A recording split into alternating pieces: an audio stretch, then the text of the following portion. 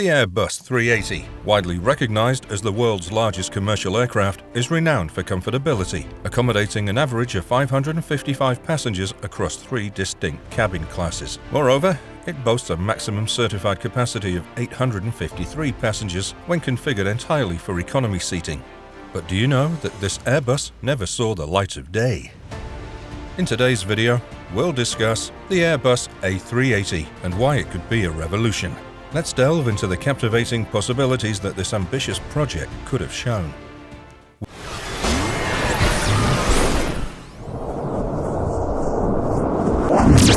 What was the Airbus A380 stretch?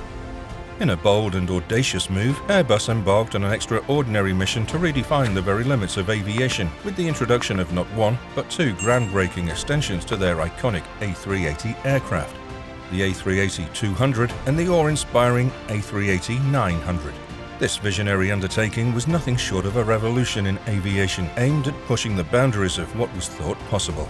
It was a daring leap forward to address the ever-evolving needs of the aviation industry, from soaring passenger demand to the quest for superior performance on a global scale. Picture this. The A380-200, an ingenious extension of the A380, was designed to transform the aircraft into a behemoth of the skies, boasting an unprecedented seating capacity that could accommodate a staggering 656 passengers in a luxurious 3-class configuration. This audacious concept captured the imagination of airlines worldwide, offering a tantalizing glimpse into a future where the sky was indeed the limit. But the story didn't stop there. In 2007, Airbus took this audacity to new heights with the grand unveiling of the A380-900. This remarkable innovation represented a colossal leap beyond the already impressive A380-800 model, promising a world where aviation dreams knew no bounds. With the A380-900, Airbus not only met but exceeded the evolving demands of the aviation industry, setting a new standard for performance, luxury, and passenger comfort. In an industry that thrives on innovation and imagination, Airbus's bold move to expand the A380 family left an indelible mark on the history of aviation. It was a testament to human ingenuity and the relentless pursuit of excellence in the ever-expanding skies, making the A380-200 and A380-900 aircraft legends in the making. This development underscored Airbus's commitment to offering innovative solutions to cater to the diverse needs of the airline industry. The A380-900 could seat an astonishing 900 passengers in an all-economy configuration, love interest of many airlines. A380-900 generated considerable interest from a range of prominent airlines and air leasing companies, including Emirates. As one of the world's largest airlines, Emirates expressed significant interest in the A380-900. Eventually, they expressed interest and became the leading operator of the A380, boasting the largest A380 fleet globally. Virgin Atlantic. Known for its pioneering approach to aviation, Virgin was among the airlines considering the incorporation of the A380-900 into their operational strategies. Cathay Pacific. The Hong Kong-based carrier explored the A380-900's potential to elevate its long-haul flight services, recognizing the manifold advantages it could bring to its flight offerings. Within the Air France-KLM group, both Air France and KLM exhibited keen interest in the A380-900. Identifying it as a valuable asset for expanding and diversifying their respective fleets.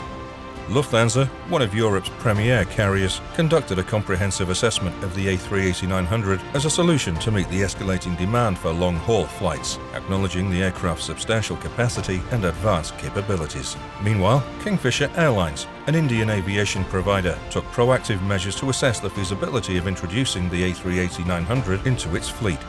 The airline envisioned the potential benefits of enhanced passenger capacity and an expanded array of long-haul flight options as key drivers for this consideration. These airlines, each distinct in their strategic positioning and aspirations within the aviation sector, conducted thorough evaluations of the A380-900, recognizing it as a prospective disruptor in long-haul travel. Later, many of these carriers emerged as influential contributors to the operational legacy of the A380.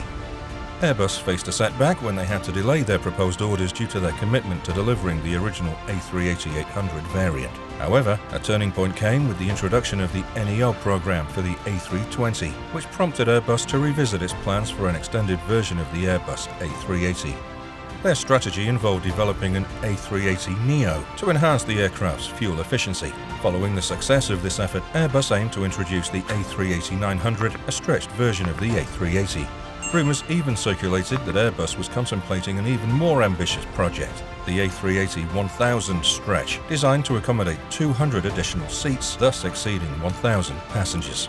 This concept carried the allure of securing the world's highest capacity commercial aircraft, which could be seen as a prestigious achievement for any airline. However, fate had other plans. The A380 was gradually phased out and retired from service, ultimately extinguishing the prospects of realizing a massive A380 with increased capacity. Why was it never built? The primary reason Airbus chose not to go forward with the development of the A380-900 was the need for more significant demand in the market. Managing the existing A380 program had proven to be a substantial challenge, and considering a larger version became economically unfeasible. Some specialists and aviation fans have proposed that Airbus might have made a more strategic judgment by initially offering the A380-900 instead of the smaller A380-800. Such an action could have positioned the aircraft in a more advantaged competitive place when it resembled Boeing 747-8 and the 777X models. However, it's important to note that aircraft development decisions involve complex considerations, including market trends, customer preferences, and production capabilities. Despite subsequent challenges, Airbus's choice to start with the A380-800 reflected their assessment of the market landscape at the time. The potential utility of the A380 stretch was limited to a handful of markets. One of the most promising markets was China. Given its enormous population and ambitious plans to construct hundreds of new airports in the near future, there was a clear niche for a high-capacity aircraft like the A380 stretch. In particular, densely traveled routes like Beijing to Shanghai stood out as prime candidates for such a massive aircraft. The capacity of the A380 stretch would have been particularly advantageous in serving these heavily trafficked routes, potentially providing substantial efficiency and passenger capacity benefits. Another promising region for the A380 stretch was India. Similar to China, India's vast population and increasing demand for air travel presented a compelling case for a large-capacity aircraft. Moreover, India's aviation market is known for its intense competition and price sensitivity, making the A380 stretch's exceptional fuel efficiency per seat attractive. India's travel landscape also offered opportunities for the A380 stretch. Popular routes, like the one connecting Seoul's Gimpo Airport to Jeju Island, the busiest route globally with over 16 million passengers in 2022, could have effectively utilized the A380 stretch. Its substantial passenger capacity could have addressed the high demand on such routes and potentially brought cost efficiencies to the fiercely competitive Indian aviation market. Additionally, airlines specializing in transporting Muslim pilgrims to Mecca were highly likely to be interested in acquiring the A380 stretch. Carriers such as Malaysia Airlines, Lion Air, and other airlines based in predominantly Muslim nations could have found the aircraft particularly suitable for this purpose. In particular, these airlines might have considered configuring the A380 stretch in an all-economy layout to accommodate as many faithful pilgrims as possible. Passengers embarking on the journey to Mecca often view it as a demanding test of their faith. Thus, they might have accepted a densely packed seating arrangement. This configuration could have aligned well with the specific needs of religious pilgrims and could have been a valuable asset for airlines serving this market. Is there a future for a stretched A380? As approximately half of the global A380 fleet has been reintroduced into service after the pandemic, the idea of a stretched A380 is again being considered. However, it appears highly unlikely that Airbus would resurrect the A380 program, which was already experiencing financial losses with the standard A380-800 variant, to develop an even larger aircraft. Naturally, the most likely prospective customer for this endeavor would be Emirates, given that they currently maintain the world's largest A380 fleet,